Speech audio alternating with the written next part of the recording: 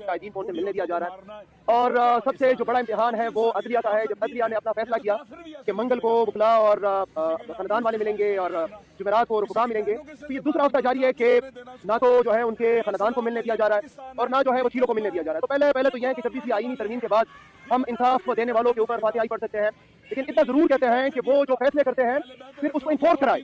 और अगर इन्फोर्स नहीं करा सकते तो फिर पाकिस्तानी टैक्स पेयर के पैसों के ऊपर बोझ ना बने।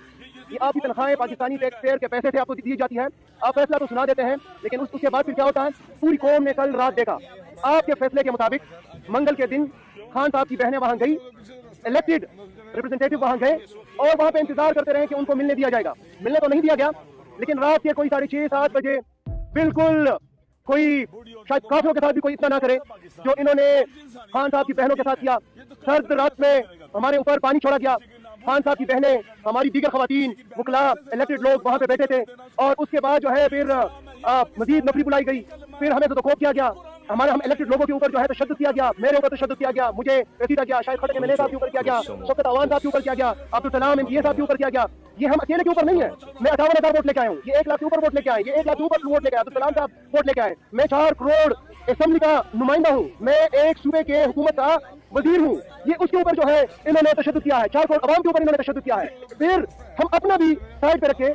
इस्लामी माशरा है, मशरिकी माशरा है, यहाँ पे हमें घरों के अंदर ये तहजीब और ये तरबियत दी जाती है कि आप जंगों के अंदर भी बूढ़ी औरतों को मारना है, ये कौन सा पाकिस्तान है, कौन सी इंसानियत है, कौन सा दीन है? ये तो काफिर भी ऐसा नहीं करेगा कोई, किसी के नामूस की खालिश नहीं करना,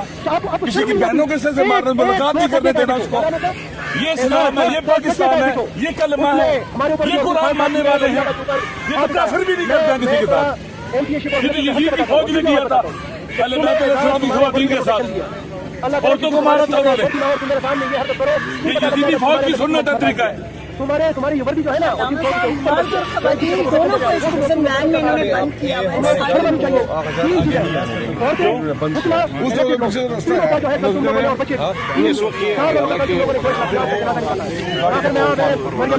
आपको कहता हूँ, आप लोग तो बड़ा मरियम कार्ड कहते रहे और औरत कार्ड कहते रहे और बड़ा जो है आप, और बिलावल को भी कहता रहा हूँ, वो जो असेंबली का फ्लोर पे खड़ा होकर कहता रहा है कि औरतों के साथ आपने मर्दों के साथ मुकाबला करे, आया मुकाबला करे और मर्दों के साथ। आपको मरियम शर्म नहीं आती कि जब आप बड़े बुलंद बांग दावे करती थी, आज आपकी पुलिस, आप एक काबिज नाजायज वज़ीर आला हो, पहले तो आपकी अखलाकी जुर्रत नहीं है, आप जो चंद सीटों के ऊपर फॉर्म 47 के ऊपर वज़ीर आला बनी है, उसके बाद आप एक औरत होते हुए औरतों के ऊपर सर्दी की रातों में पानी छोड़ा गया और फिर उनको जो है घसीटा गया, उनके ऊपर तशद्दुद किया। शर्म आनी चाहिए आपको। मैं इंशाअल्लाह ताला स्पीकर केपी असेंबली से भी बात करूंगा, मैं चीफ मिनिस्टर साहब सोहेल अफरीदी साहब से भी बात करूंगा। हम नहीं चाहते कि इस मुल्क के अंदर एनार्की हो, हम नहीं चाहते इस मुल्क के अंदर हुकूमतें आमने सामने, हम नहीं चाहते कि इदारे आमने सामने आए, लेकिन अगर ये रविश रही, ये सिलसिला रहा कि हमारे खान साहब की बहनों के साथ, इलेक्टेड लोगों के साथ, 4.5 करोड़ अवाम की इलेक्टेड नुमाइंदा जिरगा के एक मुंतखब नुमाइंदे के साथ, नेशनल असेंबली के नुमाइंदगान के साथ ये रवैया रहा, तो फिर आप ये ना सोचे कि खैबर पख्तूनख्वा की हुकूमत जो है वो